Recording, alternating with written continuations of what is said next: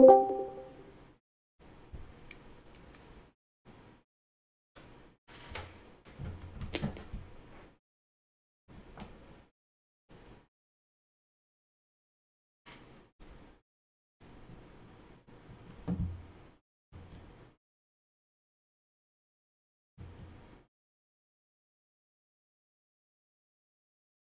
evening, good morning, good day. However, the line goes from Truman Show. I'm Jonathan Albin, and this is Making Believe.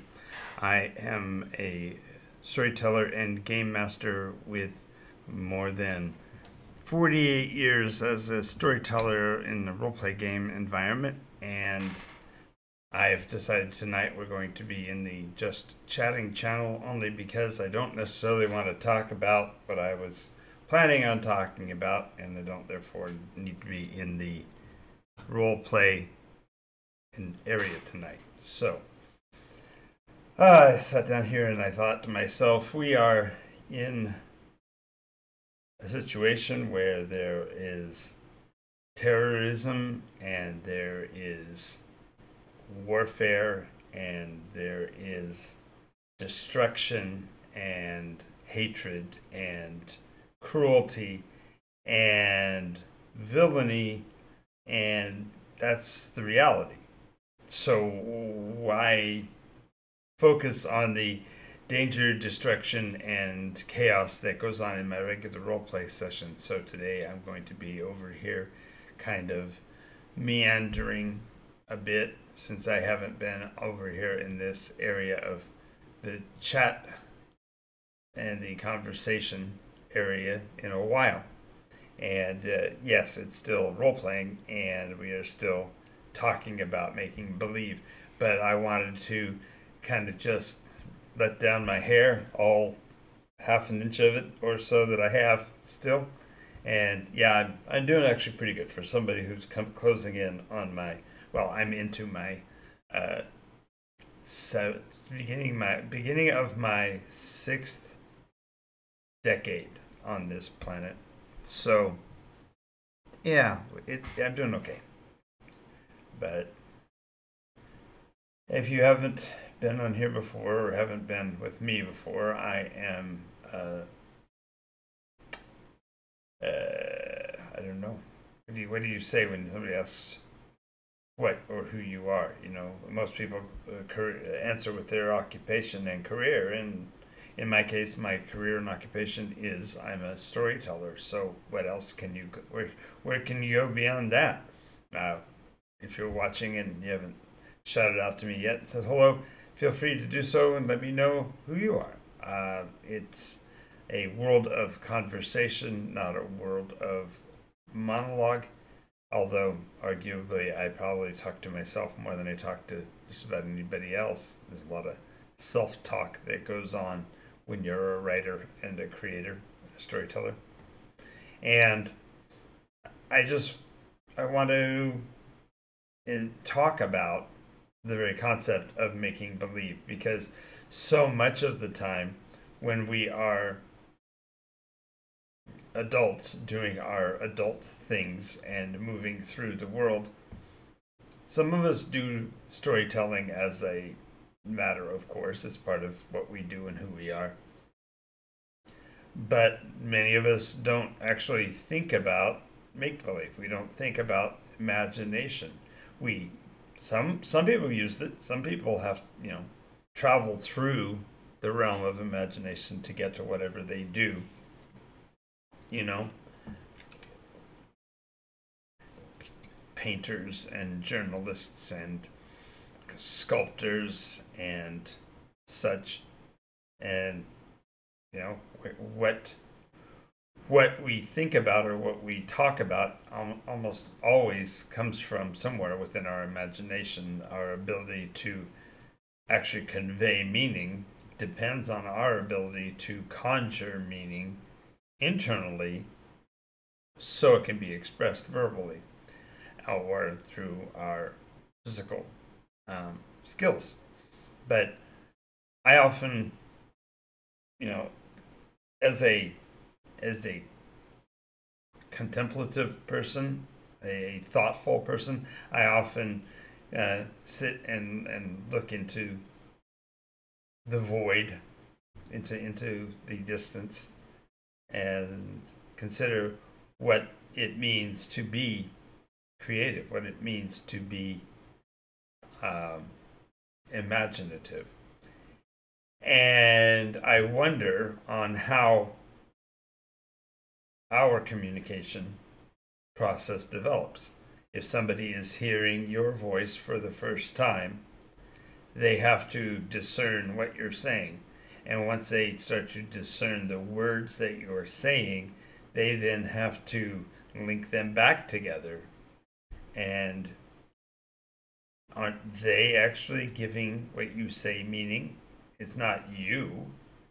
My voice across the room from you, or my voice across the light years of space, whichever it is not conveying meaning unless you pick up the words and put them back into your processing, and it happens to have a filter that includes the language that I'm speaking, and then your processes have to re-merge them all together and string them into a thought, and then your brain has to take that information and consider what the meaning is. And it's kind of fascinating because as I'm speaking in a linear path, as my words are coming out wherever I am compared to where you are, the order of them matters so that you can pick up meaning. If I just arbitrarily, I mean, this is ridiculous again. From a purely imaginative standpoint, there is the possibility that I could actually have written down a speech, and instead of speaking it in the order that I wrote it so that it can be understood, I might have it collated, processed, alphabetized, and then I could just sit at the beginning and read all the words that are in the speech in the numeric order of which ones, in the alphabetic order of the words that are being used, and then you'd be expected to process that into what I have for a meaning. And if not, then you have to have a time matrix that corresponds to mine. So beings that don't live in the same mechanical, chronological space that we live in wouldn't be able to put meaning to the words because they would just see it as a string of sounds. I know that I've watched broadcasts like presidential speeches or congressional conversations, or lately I've been on a bent where I'm watching videos about crime shows, and I'm watching interviews and interrogations, and in all of those cases, no pun intended cases, the person that we are intent on listening to has to convey information chronologically along the timeline, and we have to string together those words and make meaning out of them and then determine how we're going to respond. And the idea of a person who is an interrogator asking questions of a suspect, or even somebody who's just a person of interest, that conversation, the back and forth of it, is still chronological. And it just kind of blows the mind to think about if we have to compile the information, time has already passed so that when we respond, the words we say in response to that question are also required to be within a packet of time that postdates the asking of the question. So if you started to ask me a question and I answered, and then you had to finish out the question because I already blurted out an answer, if the answer was right, why did you continue to ask the question? And if the answer wasn't right, why did I answer so fast? Obviously I'm not a, I'm not the boss. I'm not the adjudicator. I don't determine success or failure of a comprehension test, so to speak, on people's words. But it fascinates me that here we are in 2023, rapidly racing towards the end of yet another rotation around the sun. And the majority of the conversations right now in the world seem to be of an adversarial nature. We're at war fundamentally with each other in just about every corner of the planet, even in societies that are generally peaceful. There's conflict because this rule or that rule isn't being followed properly, or we're not getting the right amount of access to resources, or we aren't being kind to one another, and we're not moving fast enough, or whatever. And it's just so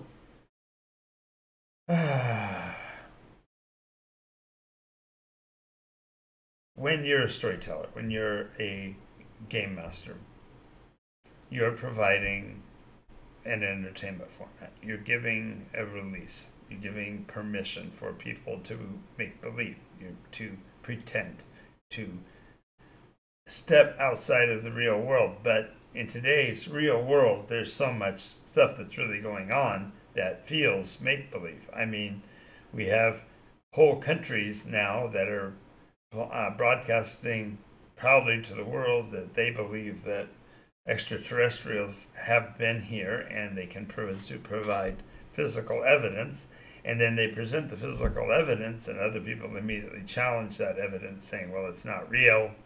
And it's like, well, what's real anyway? And it just gets to be exhausting to try to work through the miles and miles and piles of dross and data and lore that just don't have a connection to any form of reality. Instead, they are just noise.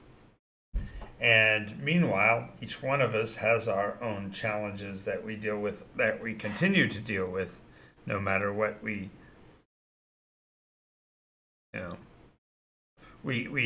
don't have a tool for becoming as vulnerable to the world as we could be. And yet, even if we were to let down our full guard and say, everything isn't peachy, everything isn't as smooth as it could be, and I don't have everything that I need in the world. There isn't anybody out there that wants to hear it. I am arguably one of the happiest people in the planet all the time because I do not let things worry me. I do not give up my sovereignty by, asking for pity or drawing attention to what's going on in my realm. I just don't need to. You look at the world around me. It's beautiful here. It's Nikos. There's a mauve sky every day. There's a nice breeze. Very often the weather is pleasant. Only rarely do we have any real inclement weather. And even so, when it is, it's not unbearable. It's there. You can always find a resource to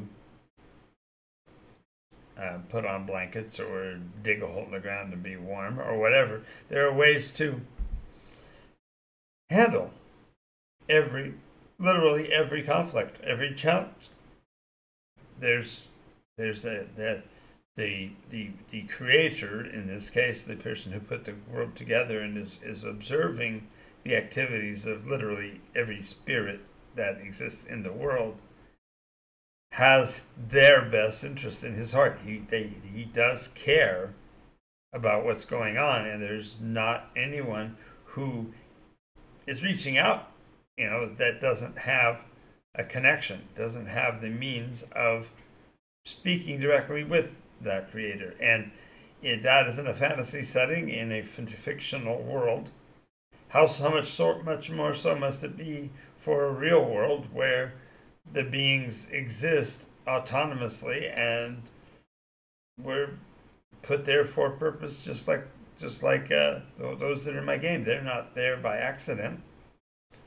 And when you run a role-playing game and you put together a fictional realm and you draw people into the stories and you give them the stuff they need to know, what the materials, yeah, there could be some struggles, there could be some challenges, there may even be, heaven forbid, character death, but it's a reality that's consistent and allows the players to make a change in the world by their actions. And how much better is that than this world where we can sit in terror every night and stare at the little rectangle box on our tabletop and have it tell us that things are going badly, that there are people that are being cruel to each other, and there's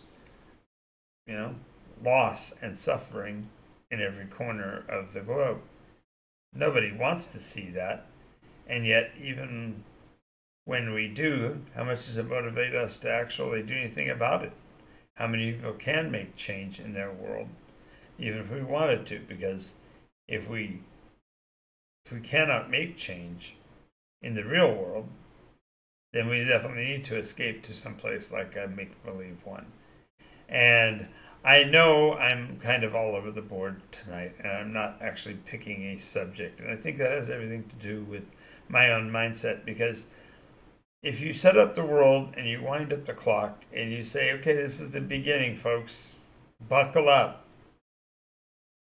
the viewer, if he's not engaged, is not going to buckle up. If he is not engaged, he's not going to plug in every night and watch what you're doing. He's not going to watch the story. He's not even going to look for his name in the headlines, because if he hasn't put anything in, he can't get anything out. And so I guess one of the biggest reasons why I put on this one tonight is that I'm imagining a world, and this leads to talking a little bit about Launchpad. I'm imagining a world where I have the ability to share with you ways for you to make changes in your life that will make sense and will change not only your life, but the lives of those around you, and will make the difference that my roleplay characters in my roleplay stories have always done. So is it possible for us to create this alternate reality where things do go well and people do treat each other nicely, and we do converse when we have challenges, and we can keep the peace when we are angry, and can actually give benefit of the doubt to everyone else so that the conversation is useful? Now, let me ask you personally, if you're watching this video now or tomorrow or a week from when I published it, if I asked you right now, what would you do to recapture the creativity and thrills you had when you were a child? What would you be willing to pay for the ability to be back there in that place and that time, in that mindset, and be able to change the real world by the thoughts and the actions you take in that time, if you had the ability to go there again? And I'm telling you that the Launchpad does that. I always say that I am under the age of 18. I'm still a kid because my son declared himself older than me when he turned 18. And it's not really far from the truth. I am still the person of curiosity, wonder, a little bit of arrogance, a little bit of humor, and a lot of wild ideas. The reality is that my world has changed since that time. The world has completely vanished that was around when I was 17. But I intend to put it back, and I intend to bring you with me. So if you want to be a part of this, then please watch my other videos, like this channel, follow what I'm saying, and let's create the world where what we say and what we do matters. Now, I'm going to be signing off because I don't want you to go into the commercial break that's coming pretty quickly. So I'm Jonathan Albin. This is Nikos RPG. I hope to see you soon. And if you get a chance, go to my channel on YouTube at Nikos RPG.